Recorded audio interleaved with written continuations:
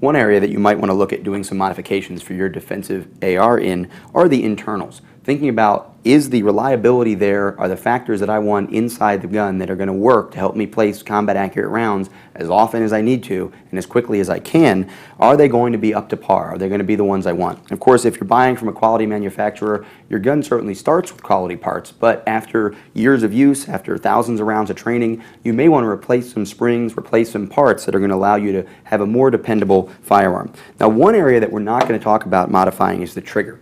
Trigger modifications are something that I definitely think you should consult a gunsmith on. Of course, there are drop-in kits, and if you're an experienced firearms owner who understands the internals and knows how to make those things work and fit together, by all means, if you want to do something with your trigger, consider it something you can take care of on your own. But I do, again, strongly advise you to go to a gunsmith for some of that stuff.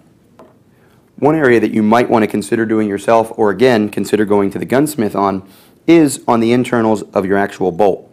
Now, different kits are available. And of course, if you have owned an AR for very long and if you understand how to maintain it, you're probably going to know how to take your bolt carrier apart and get into the parts area here where you're going to clean and make sure that you've gotten this ready to go for your next training session or that potential defensive situation.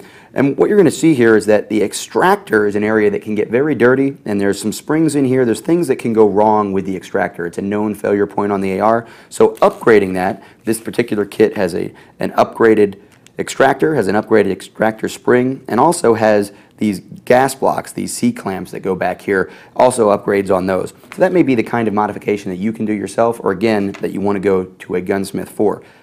Or you may want to look at just upgrading the springs for your extractor, just upgrading that situation, sticking with the stock part, but keeping those refreshed. Now, there will be a lot of different people who give you a lot of different schedules over time, number of rounds, when you always want to replace your springs inside of the bolt on the extractor.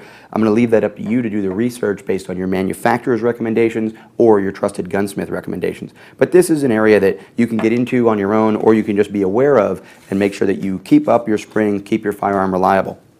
Another area that we want to look at while we're talking about internal modifications is the charging handle. Now, the charging handle is, of course, an external part.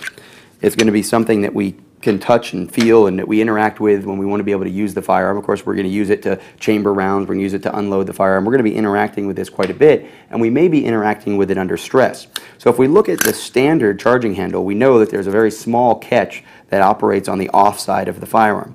Now, what I want to do here is remove the bolt first, bolt carrier, that whole thing.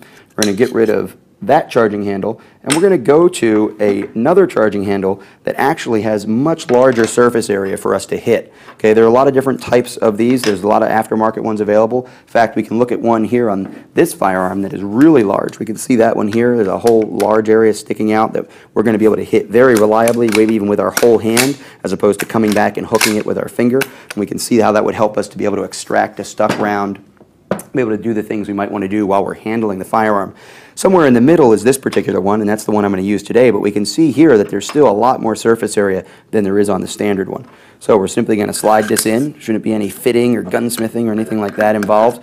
Simply going to put that into place, close that back up, make sure that's aligned, make sure our pins are back in place, and now we can see that on this firearm I also have an area that I can hit with my full hand. I can come in here and hook, and that's going to be much more reliable, much easier to do under stress than the small standard charging handle. So when you look at your internals, there are some things like a charging handle modification that obviously I can do in less than a minute. You can do it in less than a minute. There are going to be other places where you're maybe going to want to go to the assistance of a gunsmith, someone who knows a little bit more about what's happening inside of the firearm to ensure reliability when you need your firearm most.